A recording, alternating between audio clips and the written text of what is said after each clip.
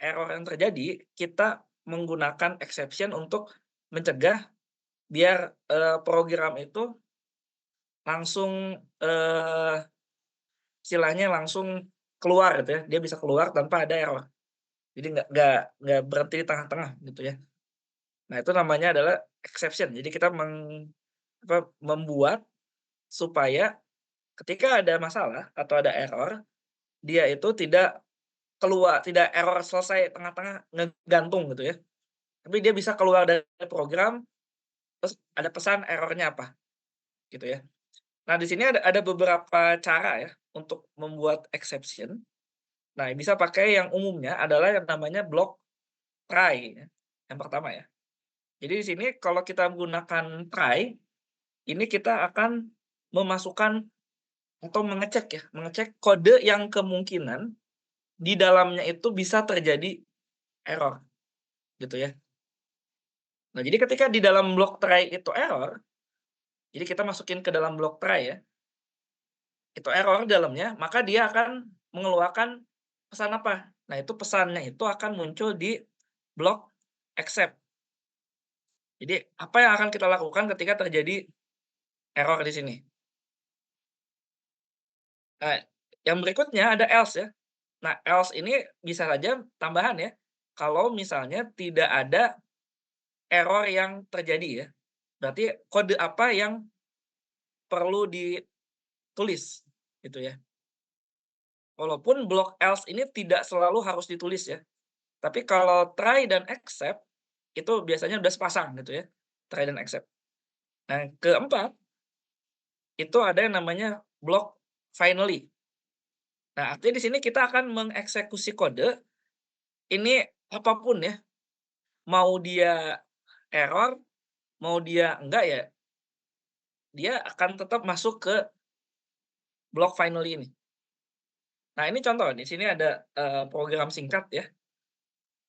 Ketika kita menyatakan ya misalnya, ini kita belum bikin apa-apa ya, ini masih kosongan, kita masukkan try ya, print X, except kalau, tulisannya exception occurred, itu terjadi kalau ada masalah gitu ya.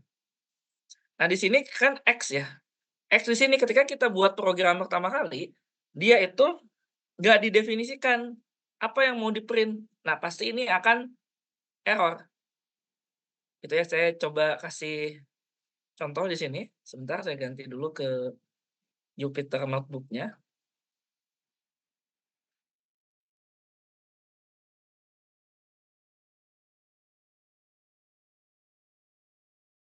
Oke, udah terlihat? Iya, Kak. Udah, Pak.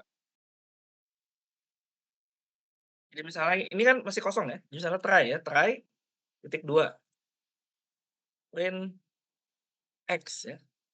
Jadi ini yang mau kita lakukan ya, pengecekan ya, apakah kode ini bisa ada error atau tidak. Lalu accept ya, titik 2 ya. Nah ini misalnya print, misalnya terjadi error gitu ya. Ini kalau saya jalankan ini pasti error. Nah, print-nya terjadi error, kenapa? Karena kita belum mendefinisikan X itu apa. Nah beda cerita ya, kalau saya lakukan di sini ya, X sama dengan misalnya halo gitu ya. Saya jalankan dulu sini ya, ini jalanin, kemudian saya jalanin lagi sini. Nah yang di-print apa? Adalah halo ya, karena dia tidak terjadi error ya, X-nya sudah dijelaskan di sini ya, atau kalau mungkin lebih, eee, rapi sama aja sih ya. Nah X-nya halo ya, atau kalau saya taruh nah gini ya, kita udah bikin ya X-nya halo, print X. Nah ketika dijalankan yang blok ini, dia nggak akan error, karena halonya sudah kita definisikan di atas atau di sebelumnya. Nah tadi kalau misalnya kita pakai else, ya else, berarti bisa kita tambahkan misalnya, aman, nah tidak ada error gitu ya. Jadi kalau kita jalankan di sini, halo, aman tidak ada error, gitu ya. Tapi kalau ini saya restart ya, nih perhatikan ya, ini karena saya restart, artinya saya clear semua ya, restart all, kan belum ada output-nya ya sama sekali. Saya jalanin lagi yang sel kedua nih ya. Nah, dia pasti terjadi error ya. Kenapa? Karena si X-nya ini belum kita definisikan ya, gitu ya. Beda cerita kalau saya jalankan si X-nya dulu, X-nya dijalankan, kemudian yang blok ini saya jalankan. Nah, pasti aman, gitu ya. Nah, kemudian tadi finally ya, finally itu dia mau error atau enggak, dia pasti jalan. Misalnya print selesai gitu ya, selesai. Nah, ini saya kosongkan lagi ya, kernelnya saya restart lagi. Jangan yang kedua ya. Nih, dia terjadi error dan selesai. Jadi artinya apa? Finally ini pasti dijalankan ya, pasti dijalankan. Nah, kalau saya jalankan yang ini run, saya run lagi yang keduanya. Nah, keluarnya adalah halo, aman tidak ada error dan selesai. Oke, bisa dipahami sampai sini ya? Terkait dengan Pak. Bisa, error ini ya. Try, accept, else, sama finally. Tapi else dan finally ini tidak wajib ada ya. Nggak selalu harus ada. Tapi kalau kita mau menjebak error, paling tidak kita kasih perintah accept ya, try dan accept. Gitu ya. Finally sama else-nya ini tidak harus selalu kita tulis ya. Ini situasional aja. Oke, saya lanjutkan lagi.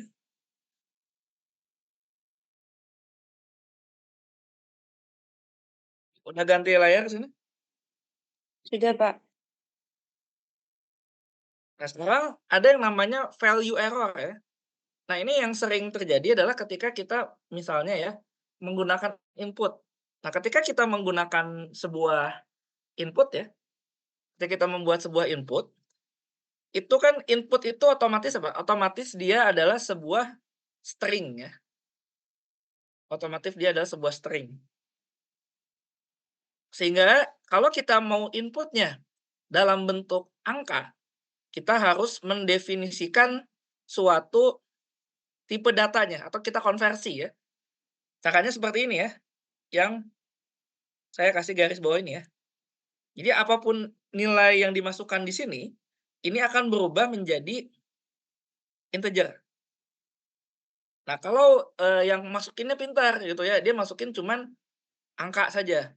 Kadang-kadang suka ada yang kepleset gitu ya, nggak sengaja masukin huruf, atau nggak sengaja masukin bilangan desimal.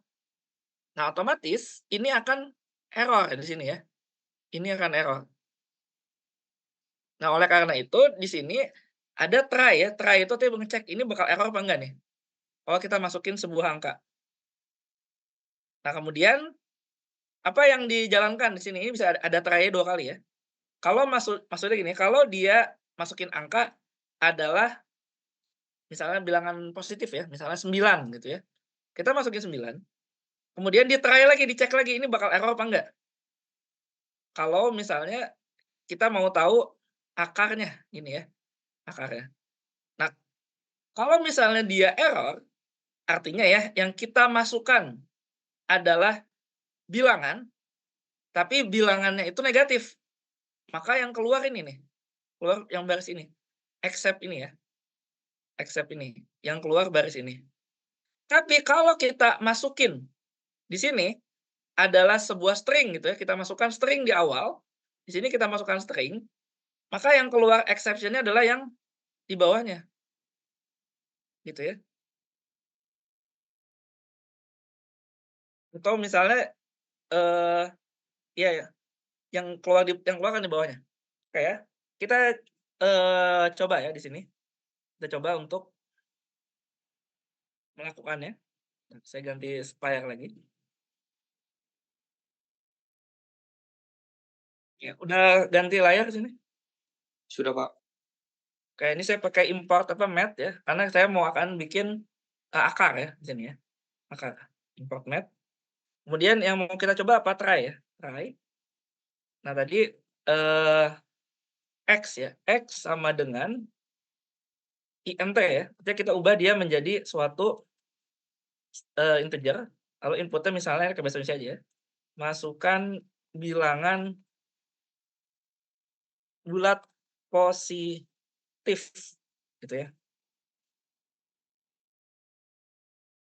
Nah, kemudian yang mau dicoba lagi atau langkah selanjutnya adalah kita mau menampilkan akarnya kan, kita menampilkan akar dia apa. Tapi bisa jadi kan user-nya dia masukin bilangan negatif gitu ya. Nah, misalnya ini print ya, print. Nah, ini pakai format ya, format. Dia ngeformat, sorry, F-nya di sini. Nah, akar itu ya, akar kuadrat dari X ya.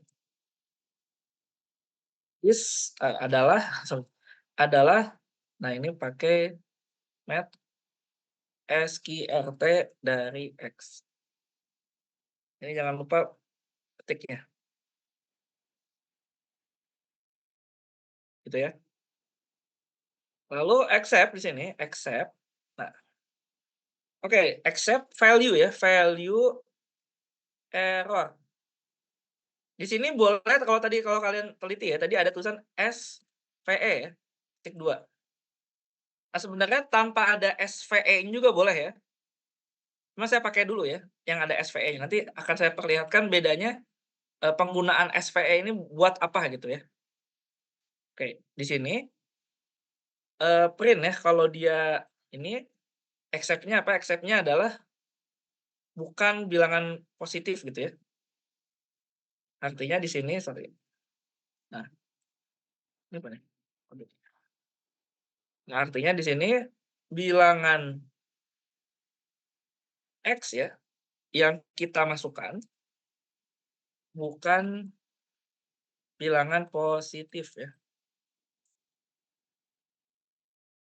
Jadi artinya kalau kita masukin negatif dia nggak akan ngitung karena di accept ya. Nah, berikutnya yang di sini yang di luarnya, accept yang ini adalah kalau ternyata yang dimasukin itu misalnya tulisan, misalnya huruf gitu ya. Ini value, V-nya besar ya, value, E-nya besar, error, saya masih pakai SVL nih. Kemudian nilainya apa? Nilainya adalah print gitu ya. Nah, ini input bukan bilangan positif ya. Bilangan bulat positif.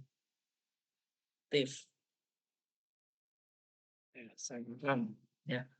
Ini misalnya ya, yang benar dulu ya, yang benar. Misalnya 9 ya, 9. Maka munculnya akar kuadrat dari 9 adalah 3 gitu ya. Ini kasih spasi. Berarti kan dia benar ya. Kalau kita masukin misalnya 100 ya, akar kuadrat dari 100 adalah 10. Ini masih benar ya. Nah, kemudian kalau kita masukin misalnya bilangan bulat negatif, misalnya min 9. Maka yang keluar ini ya, yang di accept yang dalam nih ya. Bilangan 9 bukan bilangan positif. Kemudian kalau kita masukin misalnya ya, bilangannya apa misalnya ini ya, Ki gitu ya. Nah, input bukan bilangan bulat positif. Jadi artinya, akan dicek ya nilainya, kan salah gitu ya. Jadi dia tidak akan ngitung dulu, gitu ya. Nah, ini pakai accept. Nah, tadi penggunaan SVE gimana? Atau gini, misalnya kalau kita tidak menggunakan, try dan accept ini ya.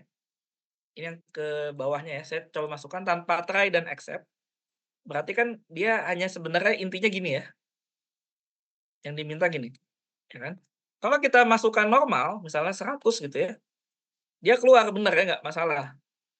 Tapi bagaimana kalau kita masukkan min 9 gitu ya. Nah, ini akan error kayak gini kan. Nah, ini yang kita nggak mau, makanya dilakukan apa, tadi accept ya. Begitu juga kalau kita input misalnya tadi key ini. Nah, ini error juga, gitu ya. Nah, itulah bedanya tanpa adanya, exception ya, atau handling error dengan adanya exception. Nah, kemudian tadi SVE ini gunanya buat apa sih?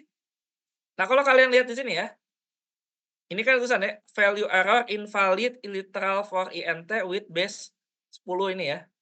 Nah, kita bisa tambahkan di sini ya. Nah, ini pesan errornya gitu ya. Misalnya VE. Ya. Ini kita masukkan yang bukan angka misalnya ya. Dia akan muncul nih ya, pesan di sininya. Nah, inilah gunanya kalau kita mau pakai SVE ya, biar kita bisa menampilkan pesan error Python itu apa gitu ya, realnya, gitu ya. Oke, ada yang mau tanyakan dulu sampai sini? Silakan. Belum ada, Pak. Belum ada, Pak. Oke, belum ada ya. Kalau begitu, nah tugas kalian sekarang adalah ini ya. Nah, ini adalah tugas pemrograman yang akan kalian buat. Ini sama apa kelompok ya. Apa yang dilakukan adalah buat program untuk menghitung nilai faktorial ya dari sebuah bilangan bulat. Ingat ya, bilangan bulat ya, artinya kalau dia masukin bukan bilangan bulat ya nggak bisa gitu ya. Nah, user dapat masukkan bilangan bulat dan program menampilkan dan menghitung hasil faktorialnya. Kemudian di akhir program akan ditanyakan mau menghitung lagi atau tidak. Kemudian berdasarkan definisi 0 faktorial itu sama dengan 1 ya. Kemudian tidak ada faktorial untuk bilangan bulat negatif. Jadi tidak ada faktorial untuk bilangan bulat negatif, tidak ada faktorial juga untuk bilangan yang bukan bilangan bulat. Gitu ya. Kemudian di sini wajib menggunakan perulangan dan percabangan. For while, do while nggak ada ya. Ini nggak usah, sorry, ini copy paste dari C++ ya. For while, if gitu ya. Boleh semua atau salah satu ya. Silakan dikombinasikan mana yang paling baik gitu ya. Kemudian tidak boleh, yang penting juga tidak boleh menggunakan fungsi. Fungsi itu def apa gitu ya. Jadi kalau ada yang pakai fungsi ya nilainya 0 karena kalau pakai fungsi untuk bikin faktorial lebih gampang ya. Bisa menggunakan fungsi rekursif. Ini belum saya ajarkan ya. Kita masih belajar di pengulangan dan percabangan. Jadi nggak boleh pakai fungsi. Nah, kemudian kriteria penilaiannya, jadi kalau nggak ada anggota kelompok, ya pasti nggak ada nilainya gitu ya, kalau nggak ditulis. Kemudian dapat di-compile. Dapat di-compile di run itu artinya ketika di run, itu nggak ada error sama sekali ya. Nah, kalau misalnya error udah otomatis 0 gitu ya, tanpa perlu saya cek-cek yang lain. Nah, kemudian ketika input user bukan angka, maka program meminta user menginput yang benar ya. Jadi misalnya dimasukin, nilainya P gitu ya, maka dia nggak akan lanjut. Kemudian ketika berupa bilangan negatif, maka minta user untuk menginput ulang angka yang benar. Kemudian ketika menginput 0, maka tampilannya seperti ini ya, tampilannya seperti ini. Kalau 0 faktorial gitu ya, dia sama dengan 1 gitu ya. Kalau di inputnya 1, maka tampilannya yang kedua nih ya, 1 faktorial sama dengan 1. Nah, akan tetapi kalau yang di inputnya lebih dari 1, tampilannya seperti ini, mundur ya, misalnya 5 faktorial itu 5 kali 4 kali 3 kali 2 kali 1 ya, bukan 1 kali 2 kali 3 kali 5 ya. Jadi mundur, kalau 10 faktorial berarti dari 10 ya. Nah, kemudian program dapat bertanya apakah dilakukan perhitungan ulang, kemudian jika jawabannya Y atau Y kecil maka akan diulang, kalau jawabannya N atau N kecil maka program akan keluar. Nah, jika jawaban selain dari itu maka akan meminta user menginput jawaban yang sesuai. Kemudian ketika program diulang maka akan dibersihkan dari teks yang ada di layar. Nah, ini 80% tambahan nilainya seperti biasa ya, tergantung dengan kecepatan pengumpulan. Nah, ini saya coba demokan dulu ya, contohnya, programnya.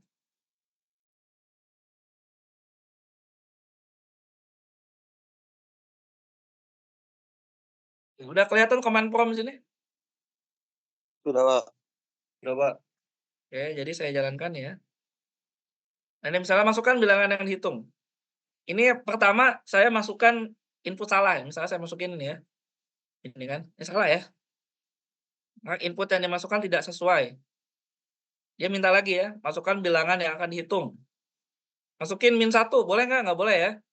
Karena -1 itu bukan bilangan bulat ya, positif. Maka sama ya, hasil tidak terdefinisi. Ulangi lagi. Masukin misalnya 0,1 gitu ya. Sama ya, input yang dimasukkan tidak sesuai. Berarti ini udah bener ya, harus bilangan bulat positif. Nah, kalau 0 ya, 0 tampilannya 0 faktorial sama dengan 1. Nah, mau menghitung lagi atau tidak? Misalnya pilih apa? Ya, gitu ya. Nah, dia akan ngitung lagi ya. Nah, masukkan bilangan yang dihitung, misalnya sekarang 1 faktorial. Nah, tampilannya gini ya. Sorry, ini mestinya, sebelah sini ya. Jadi dia satu baris ya, maksudnya. Kemudian akan menghitung lagi apa tidak? Yes, gitu ya misalnya. Nah, bilangan dihitung berapa? Misalnya 10 faktorial. Nah, ini akan muncul tampilannya seperti ini ya. Nah, sama dengan sekian gitu ya. Nah, apakah akan menghitung lagi? Misalnya ya, gitu ya. Jadi kalian nggak usah pusingkan hasilnya ya. Kalau ada 0 belakangnya biarin aja dulu sementara, nggak masalah, gitu ya. Yang penting tampilannya udah benar seperti ini. Nah, kalau misalnya apakah mau menghitung lagi, misalnya apa, tidak gitu ya. Nah, dia keluar, gitu ya. Jadi paham apa yang perlu dikerjakan?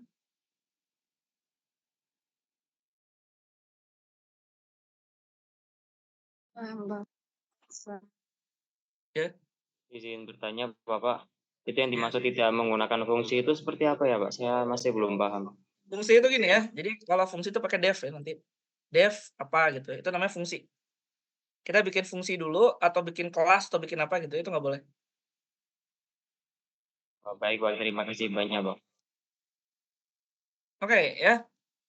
Nah, mungkin tambahan sedikit ya. Kalau minggu lalu ya, kita kan udah belajar while ya.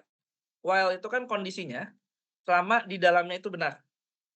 Nah, di sini kita bisa ya membuat ya misalnya while itu yang masuk dalam list ya. Jadi kadang-kadang ya kita misalnya ya, kita butuh mengecek lebih dari satu kondisi ya. Contoh saya punya misalnya di sini ada cek sama dengan Y gitu ya misalnya. Misalnya while cek sama dengan Y, kan biasanya dijalankan perintahnya apa ya, misalnya print halo gitu ya. Ini kan selama dia nilainya Y akan dijalankan.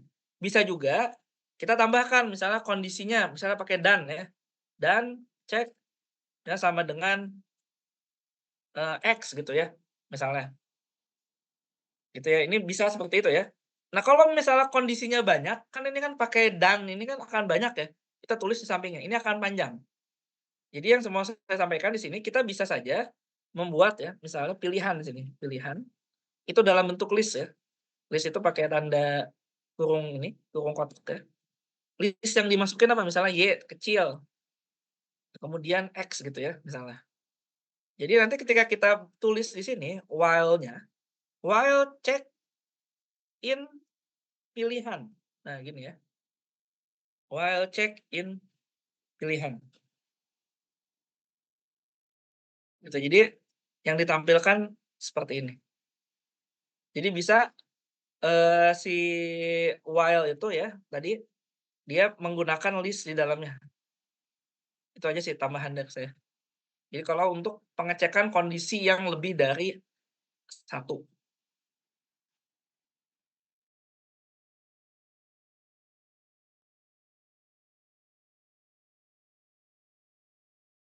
Ada yang mau tanyakan sampai sini? Kalau tidak ada, saya akan upload ya untuk materi hari ini di mana, di, e-learning-nya ya.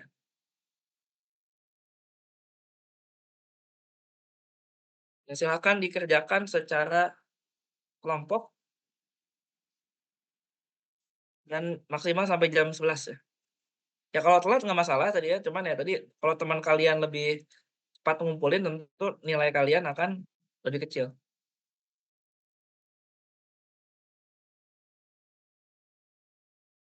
Ada yang mau ditanyakan dulu atau mau disampaikan?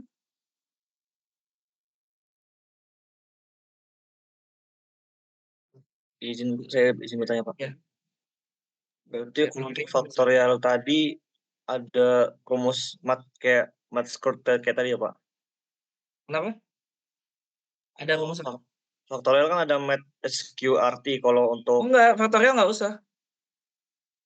SQRT itu kan buat nyari akar, ini nyari faktorial. Oh, baik. Terima kasih.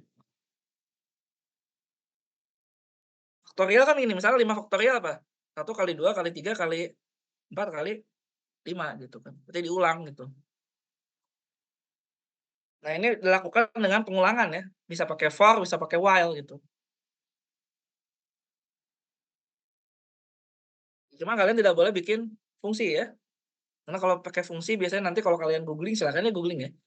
Itu ya keluar biasanya nanti akan menggunakan fungsi rekursif. Gitu ya. Nah, itu nggak boleh.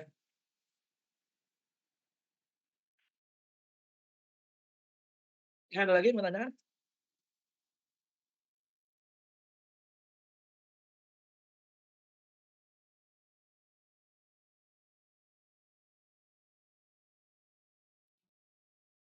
Saya belum ada, Bapak. Cukup, Pak.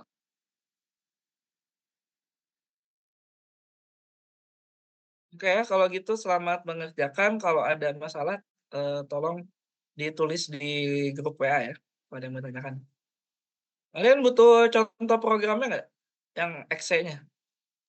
Butuh, Pak. Boleh, Butuh, Pak. Pak. Nanti saya upload dulu ya. Karena itu kan harus apa namanya, harus saya compile dulu ke dalam bentuk, apa namanya, exe-nya. Oke, kalau gitu ya selamat mengerjakan, saya upload yang exe-nya. Kalau untuk tugas sama penjelasannya sudah saya masukkan di e-learning. Itu saja, kita tutup ya Zoom meeting-nya. Terima kasih. Assalamualaikum warahmatullahi wabarakatuh. Waalaikumsalam. Waalaikumsalam warahmatullahi wabarakatuh. Terima kasih, Pak. Terima kasih, Pak.